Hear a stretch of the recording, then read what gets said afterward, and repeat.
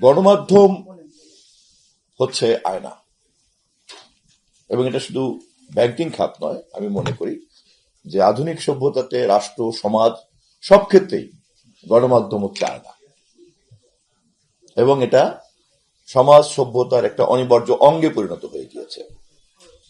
It's an inevitable component of civilisation.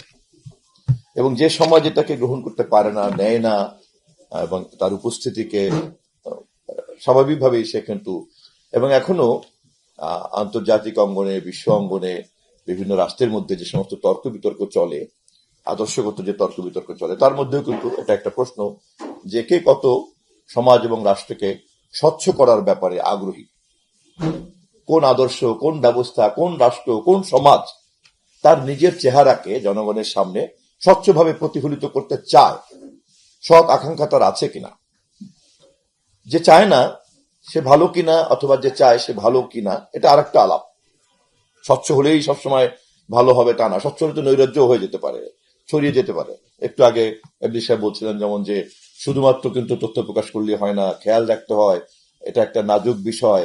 এরকম তো অনেক নাজুক বিষয় থাকে, তো সেখানে আবার আরেক ধরনের হয় সেলফ সেন্সরশিপ কাজ করবে, না হলে এটা অন্য কোনো রেগুলেশন থাকবে। কিন্তু আবার স্বচ্ছ না থাকাটা, সেটা কিন্তু আবার আরেকটা সমস্যা। আমরা নাম বলতে চাই না, আদর্শভিত্তিক এমন রাষ্ট্রকে জানি যে খুব কেন্দ্রীভূত ভাবে তারা শাসন করে, এবং তারা খুব সিলেক্টিভ কতটুকু তারা পিপলকে জানতে দিবে, কতটুকু তারা জানতে দিবে না। কিন্তু তাই বলে তাদের অর্থনৈতিক অগ্রগতি যে খুব দুর্বল হয়ে পড়েছে তা না, বরঞ্চ দেখা গিয়েছে যে পৃথিবীর অন্যান্য অনেক শক্তিশালী অর্থনীতির সঙ্গে কিন্তু প্রতিযোগিতায় পরিণত হয়ে যাচ্ছে। ফলে দেখা যাচ্ছে যে ইনফ্যাক্ট এরকম কন্ট্রোলও কিন্তু অনেক সময় কাজে লাগতে পারে। আমি একাডেমিক্যালি কথাটা বলছি, আমি আমার কোনো বিলিফকে আমি আপনাদের সামনে উপস্থাপন করছি না। আমি কথাটা প্রথমেই বললাম এই কারণে, অতএব গণমাধ্যমের মতো আয়না যদি গঠন প্রক্রিয়ার দিক থেকে কোয়ালিটেটিভ কনফার্মেশন না থাকে, তাহলে কিন্তু শুধুমাত্র আয়না হলেই যে সঠিক চেহারা দেখা যাবে তা কিন্তু না, বরঞ্চ আরো ডেঞ্জারাস। দেখা গেল যে আপনার শাহরুখ খানের চেহারা দেখা যাচ্ছে আর এক রকম। আচ্ছা, আমি যেহেতু পুরুষ, শাহরুখ খানের ওজন দেওয়া ঠিক হবে না। এখনকার নিশ্চয়ই খুব খুব জনপ্রিয় একজন চিত্রনায়িকা, তিনি যদি দেখেন যে তার চেহারা দেখা যাচ্ছে অদ্ভুত, তিনি নিশ্চয়ই খুব ক্ষেপে উঠবেন।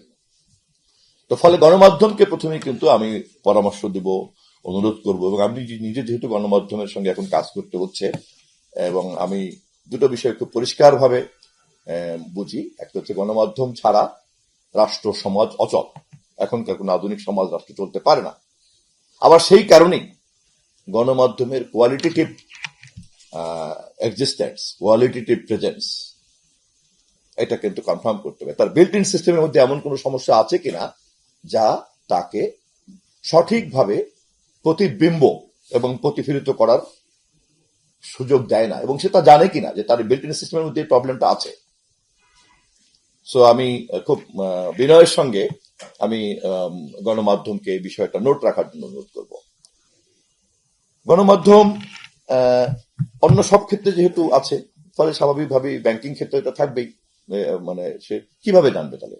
আমি তো আগে এটা বললাম, রাষ্ট্র যদি সুশাসন নিশ্চিত না করতে পারে, বা সমাজ যদি না পারে, রাজনৈতিক প্রক্রিয়া যদি না পারে, তাহলে শুধু বিচ্ছিন্ন বিক্ষিপ্ত ভাবে গণমাধ্যমের উপস্থিতির কারণে একটা সুন্দর ব্যাংকিং খাতে সুশাসন বিরাজ করবে, এটা তো আশা করা যায় না।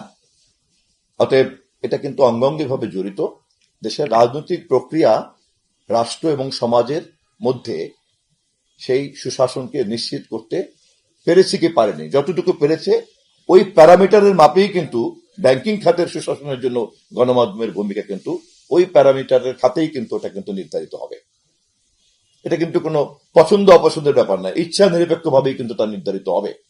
অতএব এই মুহূর্তে ব্যাংকিং খাতে সুশাসনের ক্ষেত্রে গণমাধ্যম যে ভূমিকাটুকু রাখতে পেরেছেন, এটুকুই যেমন আমাদের সম্পদ, যা তারা পারছেন না, তা কিন্তু জাতীয় ক্ষেত্রে সুশাসন প্রতিষ্ঠা করার যে ঘাটতি রাজনৈতিক প্রক্রিয়া রয়েছে তারই প্রতিফলন।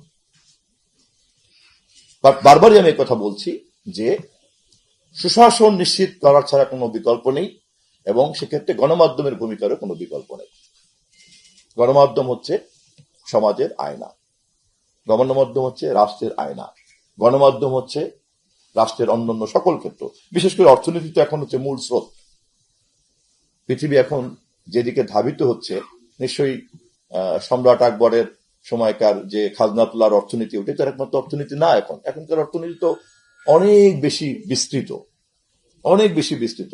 ফলে যেটা একটা দুশ্চিন্তার বিষয় হয়ে দাঁড়িয়েছে যে আমাদের মতো কৃষি অর্থনীতি যেভাবে শিল্পায়িত হচ্ছে এবং আমাদের কৃষি জমি যেভাবে সংকুচিত হয়ে যাচ্ছে, সেক্ষেত্রে এরকম একটা ঘনবসতিপূর্ণ দেশ, তার শিল্প অর্থনীতি যেরকম সংকুচিত হয়ে যায় এবং সে যদি খুব দ্রুত এইভাবে আহ, আহ, সমাজের তাড়না, অর্থনীতির তাড়না তাকে যদি শিল্পায়িত সমাজের মধ্যে প্রবেশ করে এবং তা যদি কোনো কারণে প্রযুক্তি নির্ভর হওয়ার কারণে কখনো কোনো দুর্ঘটনার মধ্যে পড়ে, তখন কিন্তু তার আর ব্যাক করার কোনো জায়গা থাকবে না। ফলে অর্থনীতি কিন্তু রাজনীতির এখন একটা বড় অনুষঙ্গ, সবচেয়ে বড় অনুষঙ্গ। অতএব অর্থনীতিটা ক্ষেত্রে এই ক্ষেত্রটা আরো বেশি প্রযোজ্য, যে গণমাধ্যমের উপস্থিতি, গণমাধ্যমের দায়িত্ব, গণমাধ্যমের ক্ষমতা, গণমাধ্যমের, আর সেই কারণেই গণমাধ্যমকে হতে হবে তার বিল্ট ইন সিস্টেমের সমস্ত প্রবলেমগুলিকে দূর করে তাকে হতে হবে সুনির্দিষ্টভাবে স্বচ্ছ চিত্র সমাজে তুলে ধরার ক্ষমতা সম্পন্ন।